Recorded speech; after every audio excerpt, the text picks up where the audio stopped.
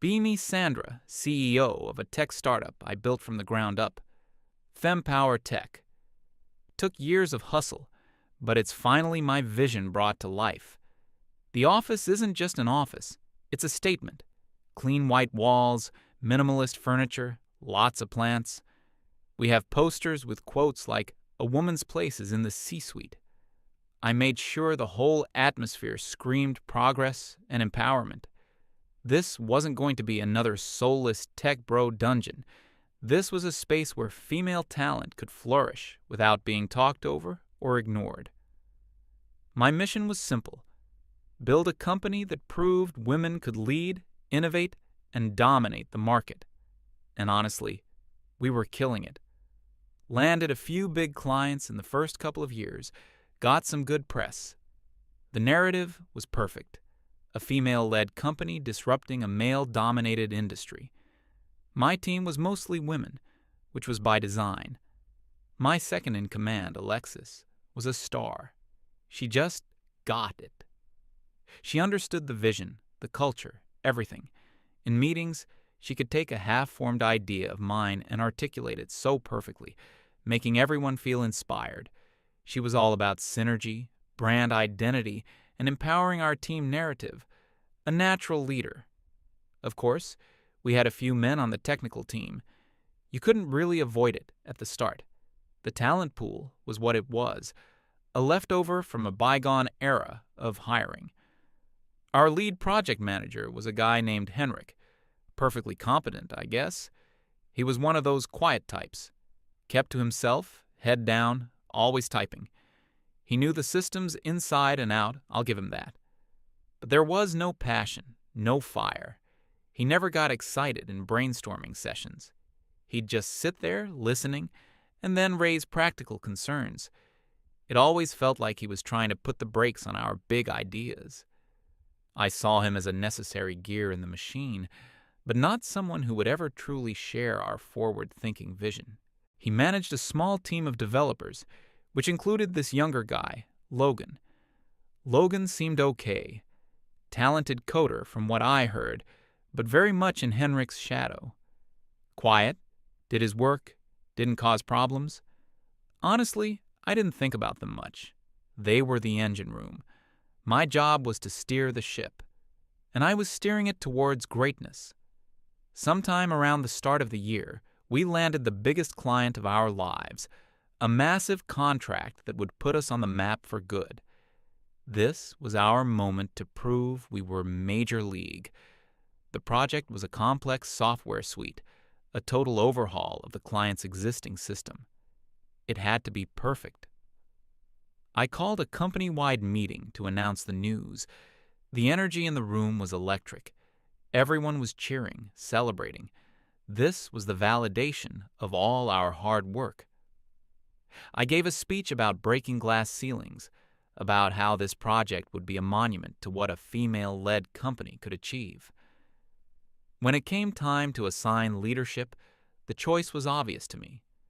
This project needed a visionary at the helm, someone who understood the client's brand and our company's soul. It needed Alexis. I announced her as the project lead. The women in the room erupted in applause. Alexis was beaming. It was a perfect moment. I remember glancing over at Henrik. No reaction. Just that same neutral, unreadable expression. He didn't clap. Later that day, he requested a brief meeting with me. He came into my office, closed the door. He wasn't aggressive or anything. That wasn't his style. He just stood there and calmly stated that while he respected my decision, Alexis had no experience managing a technical project of this scale. He pointed out that the architecture was incredibly complex and required a deep understanding of the legacy code. He suggested that maybe he could co-lead with her, handling the technical implementation, while she handled the client-facing side. I listened patiently. When he was done, I smiled. I told him I appreciated his concern, but that this was a new era for Fempower Tech.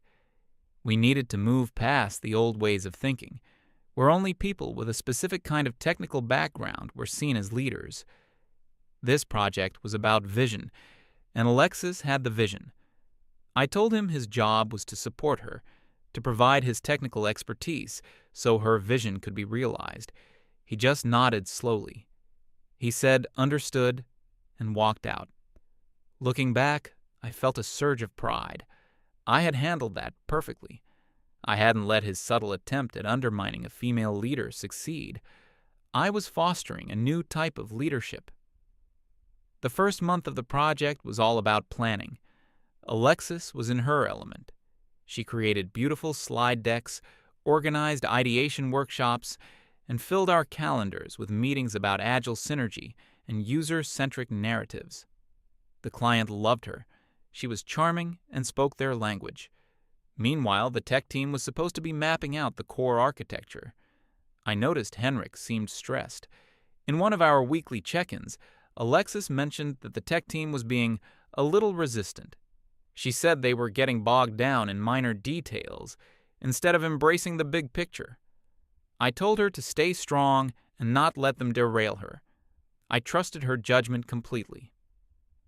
A few weeks later, the first deadline was missed. It wasn't a major one, just an internal milestone for the first module. Alexis explained it in a leadership meeting. She said the tech team had overestimated their initial velocity and were struggling to adapt to a more dynamic workflow. It sounded reasonable. Hiccups happen. I asked Henrik for his perspective. He just said, "We needed clearer technical specs. The requirements kept changing." I saw it as a classic case of deflecting blame. Instead of taking responsibility for his team's speed, he was pointing fingers at the leadership. It was a bit disappointing, a sign of that old-school toxic mindset. I backed Alexis up, of course. I told Henrik that in a fast-paced environment, adaptability is key, and that he and his team needed to be more flexible. The project moved on, but the problems didn't stop. More deadlines slipped. The client, who had been so happy at the start, was starting to sound concerned in their emails. Alexis assured me she had it under control. She said the team was just experiencing some growing pains. She started holding more meetings, daily stand-ups, afternoon check-ins, end-of-day summaries. She believed the problem was a lack of communication. The developers, especially Logan, started looking exhausted. I'd walk by their desks and see them just staring at their screens, looking drained. Henrik's corner was always dead silent, just the sound of keyboards clicking. I interpreted their silence as sullenness, a resistance to the new, more collaborative culture Alexis was trying to build. It felt like they were quietly protesting her leadership. The tension was getting thicker. One afternoon, I was walking back from the kitchen and overheard Logan talking to another developer. He sounded frustrated. He was saying something about how they'd spent all morning in a meeting discussing the emotional journey of the user when a critical database query was failing and no one had given them the time to fix it. I stepped around the corner. I didn't say anything, just gave him a look. He immediately shut up and went back to his desk. This was bad. This was the exact kind of negativity that could poison a team. It was clear that the male developers were creating a toxic subculture of complaint within the company. They just didn't want to be led by a woman like Alexis. It was that simple. The breaking point came about 3 months into the project. We had a major demonstration for the client. We were supposed to show them the first fully functional pillar of the new software. Alexis had spent 2 weeks preparing the presentation. It was beautiful. She had graphics, mock-ups, a whole narrative built around it. The client team was on a video call, all their executives watching.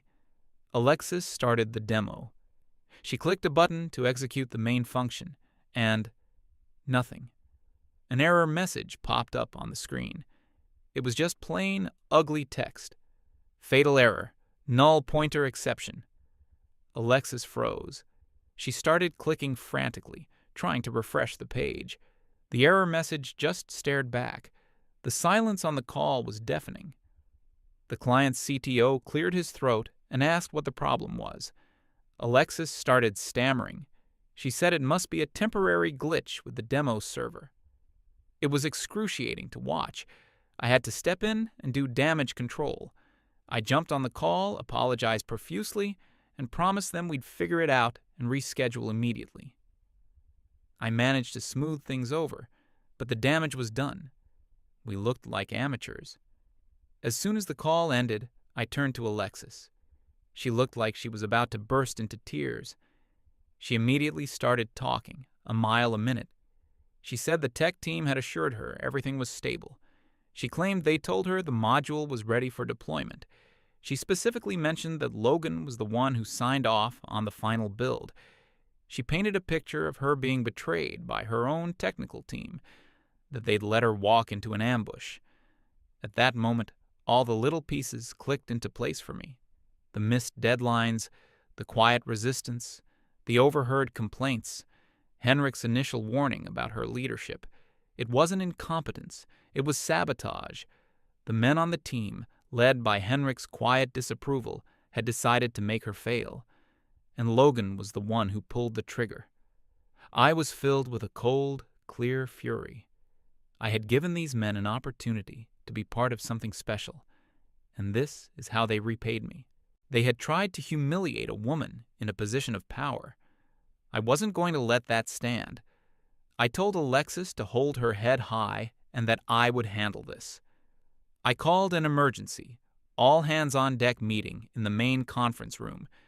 Everyone had to be there. Now. The team filed in, looking confused and nervous. Henrik and his developers stood in a small group at the back. I stood at the front of the room, with Alexis by my side.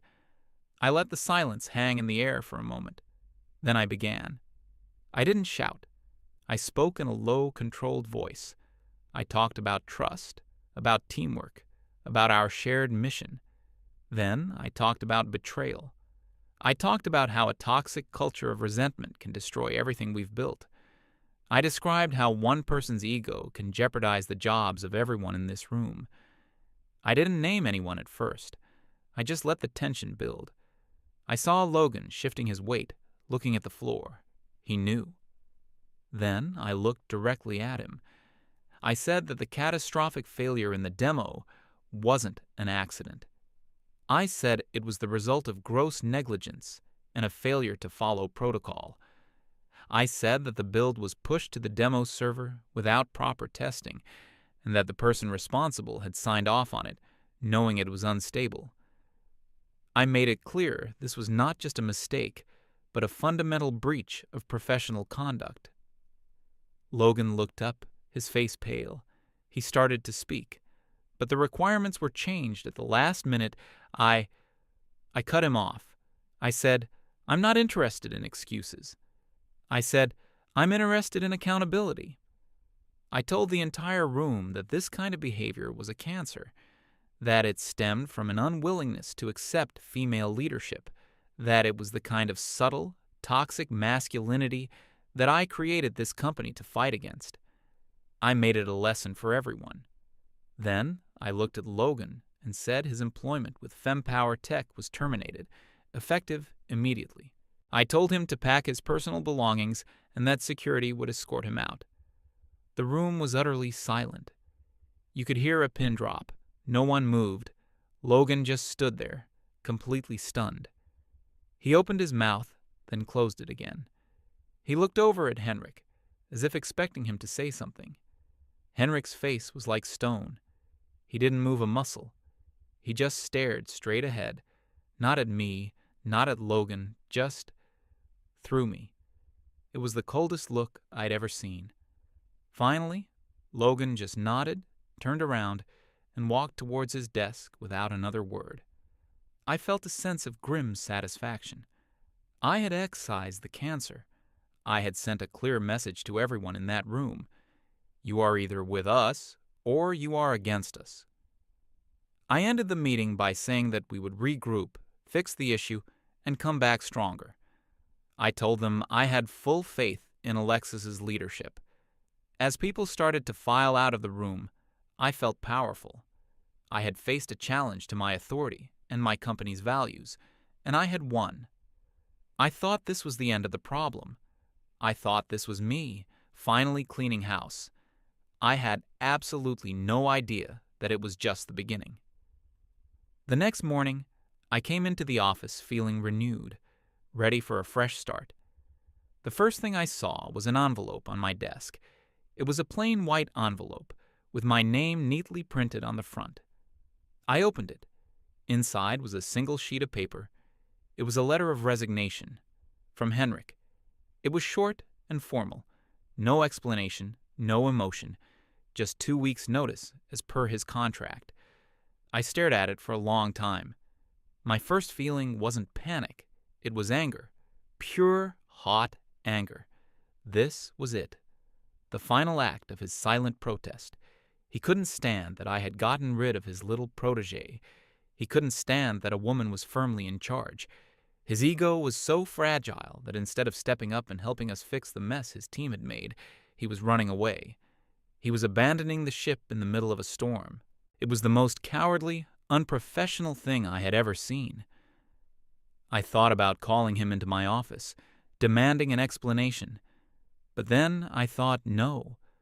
Why should I give him the satisfaction? If he wanted to quit, fine. Good riddance. We didn't need men with fragile egos holding us back. This was just accelerating the process of purifying the company culture. We would be better off without him. We would hire a woman to replace him, a true believer. I convinced myself this was a blessing in disguise. I walked out of my office and told my assistant to accept the resignation and begin the exit process immediately. I didn't see Henrik for the rest of the day. He apparently spent the whole time at his desk, documenting his work and preparing for a handover. The atmosphere in the office was weird, tense, quiet.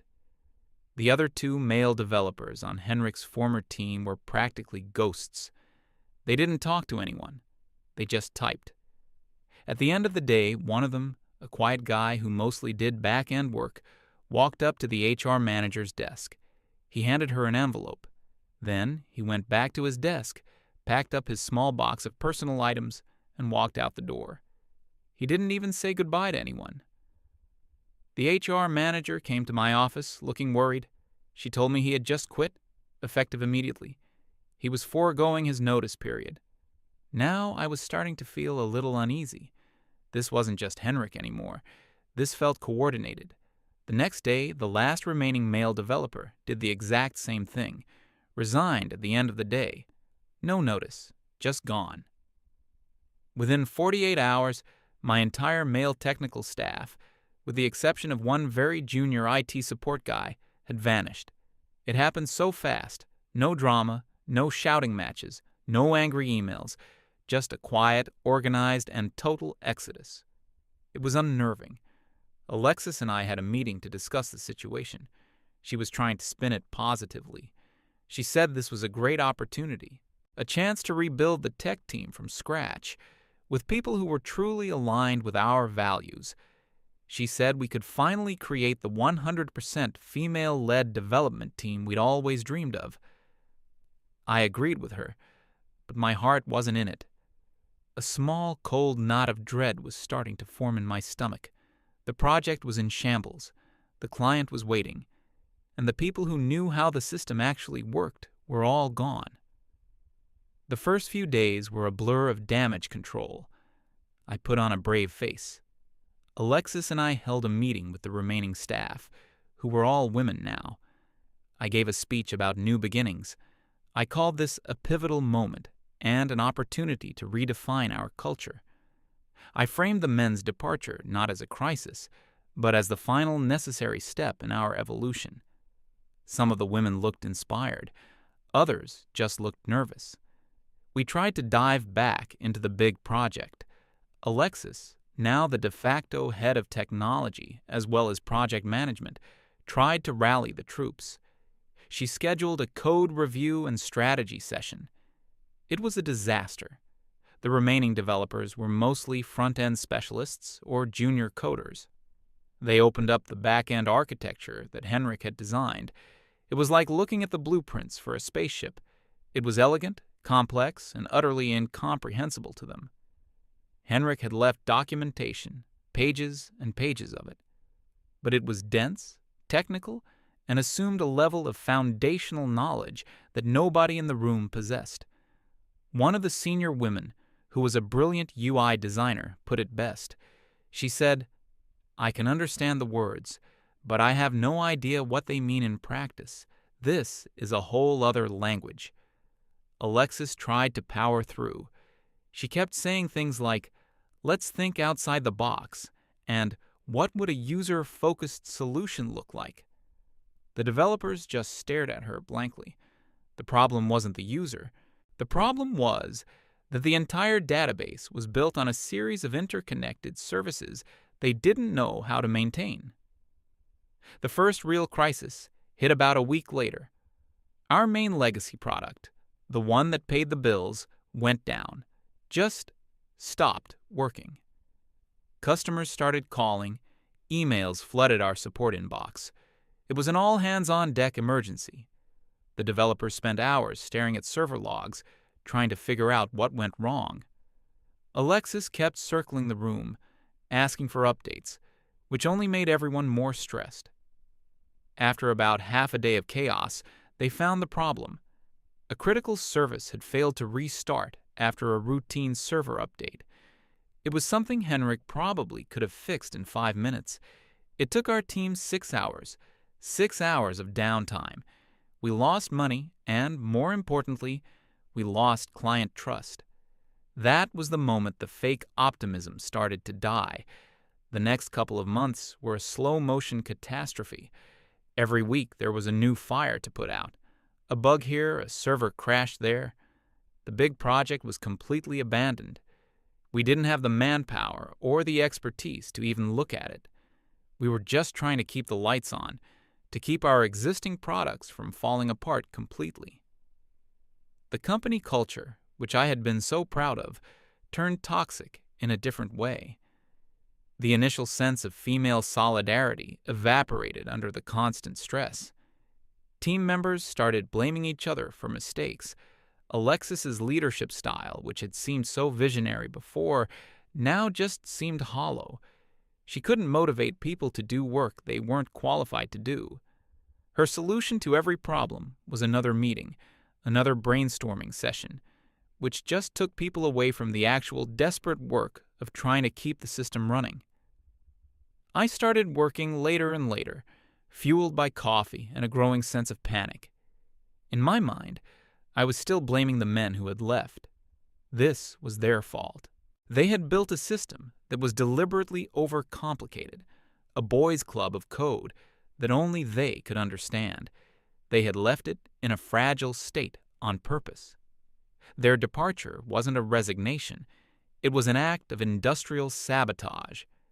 This was the narrative I clung to. It was the only thing that made sense.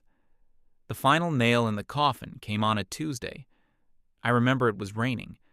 Our biggest client, the one from the failed project, officially terminated their contract. They had been patient, but their patience had run out. The news hit the office like a shock wave. That contract represented nearly half of our projected annual revenue. I ran the numbers that night, sitting alone in my office as the rain hammered against the window. The conclusion was unavoidable. At our current burn rate, with our current revenue, FemPower Tech would be bankrupt in 6 months, maybe less. I felt a profound, soul-crushing despair. Everything I had built was turning to dust. I finally had to admit the truth to myself. The current team, for all their talent in other areas, could not solve this problem. Alexis couldn't solve it. I couldn't solve it. We needed senior engineers, experts, people like Henrik. It was a bitter pill to swallow. I had to betray my own ideals to save my company. The next day, I met with HR and Alexis. I told them we were opening up new positions for senior software engineers.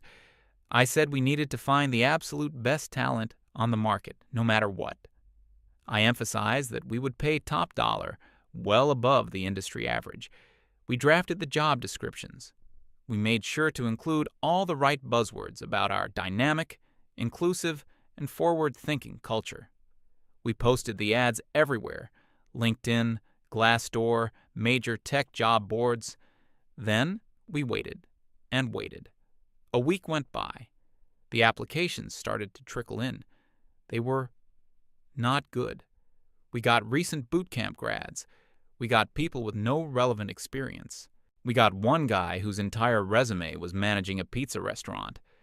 But we got 0 applications from senior engineers. Not one. HR was confused. She said with the salary we were offering, we should have been flooded with resumes. Another week passed. Same thing. It was bizarre. It felt like we were invisible. How could every single qualified engineer in the city be ignoring these positions? Alexis suggested our branding might be the problem. Maybe FemPower Tech was scaring men away. I refused to believe that. It was our strength, our identity. But the desperation was growing. The business was bleeding money every single day. I started to feel like I was going crazy. Was there some kind of secret blacklist? Had Henrik and the others gone to every good developer in the city and told them not to work for us?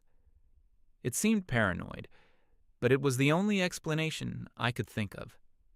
The moment of clarity, if you can call it that, came on a Friday night.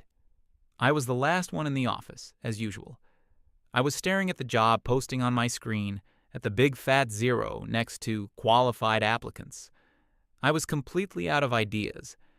And then a thought popped into my head, so simple I couldn't believe I hadn't had it before. What if the problem wasn't the job market? What if the problem was us? What were people actually saying about my company online? My hands felt cold as I opened a new browser tab. I hesitated for a second, then typed FemPower Tech Reviews into the Google search bar. The first link was to our Glassdoor page. I clicked it. The overall rating was 1.2 stars. My stomach dropped. I started to read the reviews, starting with the most recent ones. The first one was from an anonymous former employee. A textbook example of how good intentions can curdle into a toxic, discriminatory environment. The CEO promotes an ideology of female empowerment, but in practice, this means that competence, merit, and due process are thrown out the window.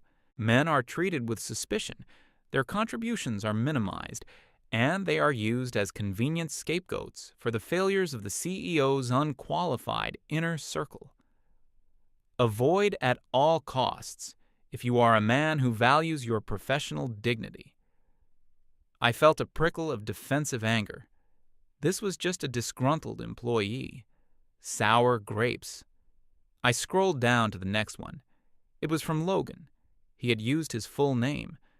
I was publicly fired here without any investigation or chance to defend myself.